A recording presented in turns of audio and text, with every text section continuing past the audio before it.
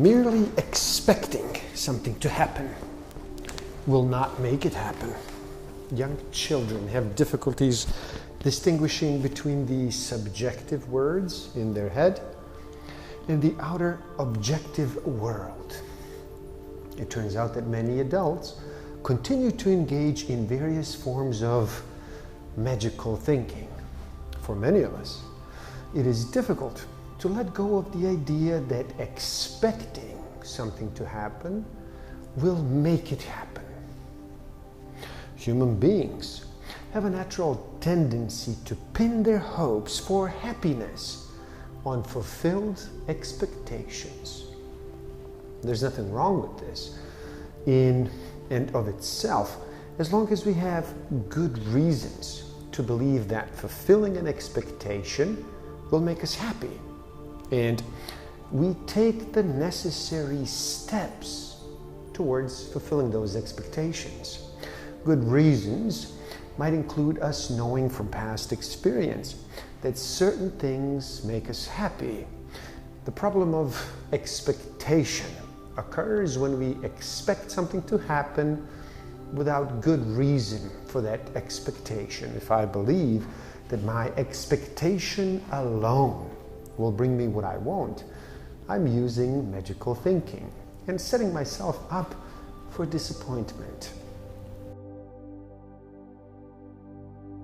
Many of us, at some point, have mistakenly believed that expecting other people to behave the way we want them to behave will actually make them behave that way. One member of a couple might expect the other to make coffee. This is fine and good if the other person is happy to do so. But what happens if the other person has no interest in living up to that expectation? We feel shocked, morally indignant, and even resentful. Expectations are premeditated resentments. Expecting life to always turn out the way you want is guaranteed to lead to disappointment, because life will not always turn out the way you want it to. And when those unfulfilled expectations involve a failure of other people to behave the way you expect them to, the disappointment also involves resentment. Where do we get this sense of power to think that merely expecting others to behave the way we want them to will make them behave that way? And what entitles us to get angry at other people when they fail to meet our expectations? Let go of expectations and find something to be grateful about, even when things do not turn out the way you hoped, and you will experience serenity rather than resentment. Expectation is what Buddha said is the source of suffering.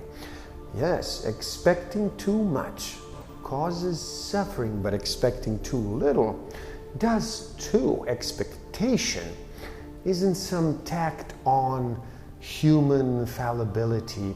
It is central to all human and indeed all living behavior. Without noticing it, you may be suffering from a myriad ways in which the expectations can undermine your life. They plague your daily life, causing you to be irritable, disappointed, and disillusioned many times. They lead you to say unkind words, act unskillfully, or make poor decisions. Expectations are so insidious that you can persist in maintaining them even after you have clear evidence that they are unfounded.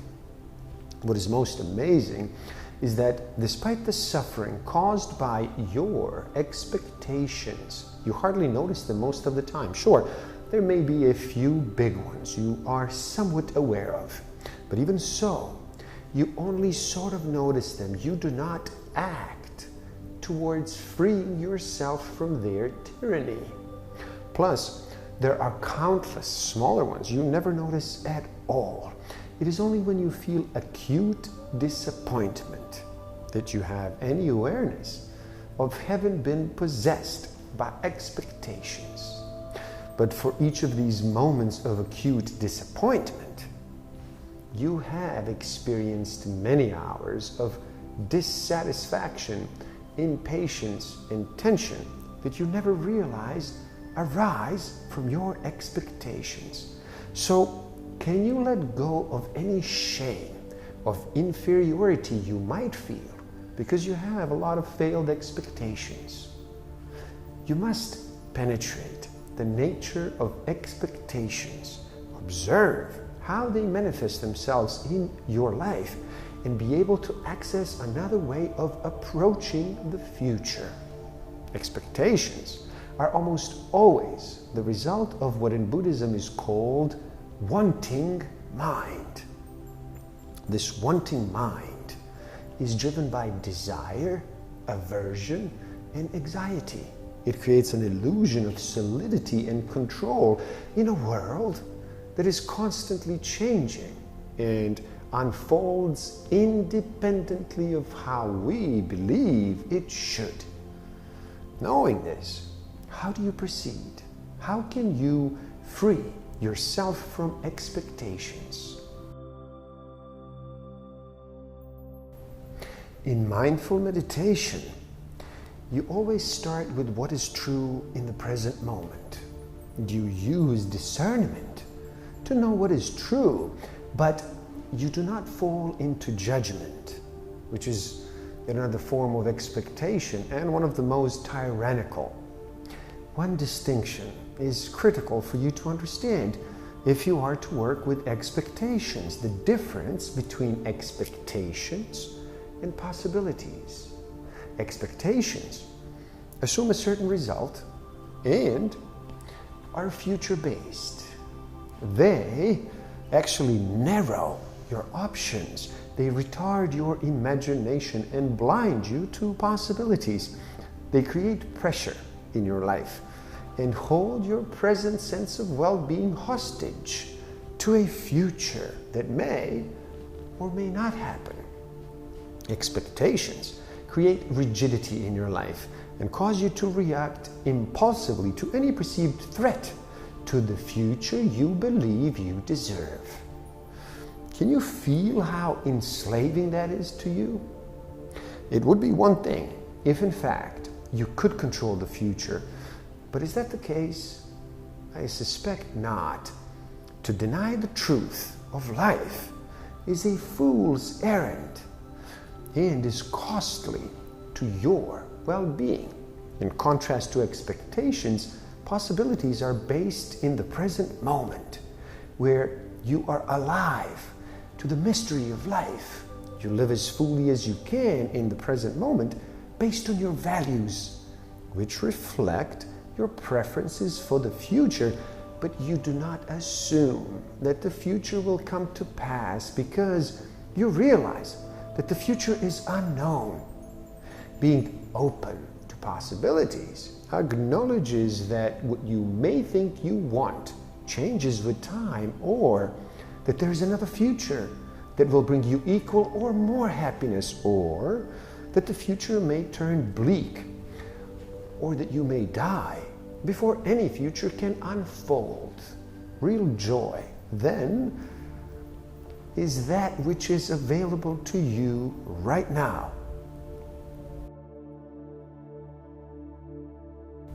Living a life that is open to possibilities is more like a request, a prayer, or an act of witnessing your faith in life. Your well-being is not contingent on the future. Your mind is open and inspired in this moment. You therefore have more access to imagination and intuition. Your mind is clear and less reactive, and you make better decisions. You actually respond rather than react to life as it unfolds. When you are not real with yourself, it is impossible to be authentic with others. When you are in denial, of the existence of your expectations. You limit the possibility of actively participating in the truth of your life in every single moment, and preclude accessing the power of the love of those close to you. It can sound so hip or advanced to lay claim to be beyond expectations. But if you look closely, you will see that what you are really doing is denying yourself access to possibilities. The stories of most of our great spiritual teachers are not about ease and glory or about having all of their expectations met. Rather, they're about patience, endurance, sacrifice, and unconditional love. This is not to say that extreme pain and harsh self-denial are to be considered inevitable, for that would be yet another expectation, a negative one. Instead, the call is to be in the present moment, whether or not the situation meets your expectations. To truly be in the moment, not to be defined by expectations, requires mindful clarity. A heart conditioned by love, compassion, and empathic joy for self and others, and equanimity that allows you to receive life however it unfolds. This may seem like an inconceivable challenge, but it can be your goal. It can be your beacon through the fog of your life. Most important, it can inspire and orient you how to live in the moment. You simply lay aside your expectations as best as you are able. You may be surprised when you discover how much choice you have in letting go of expectations. All life involves suffering. Suffering is caused by ignorance, craving, and aversion. Attachment to desire to have or to not have, and to ignorant views creates expectations. Suffering can be transcended. Desire is not the problem, the attachment is. Learn to play with desire and expectations by detaching from the outcome. Now that is your secret.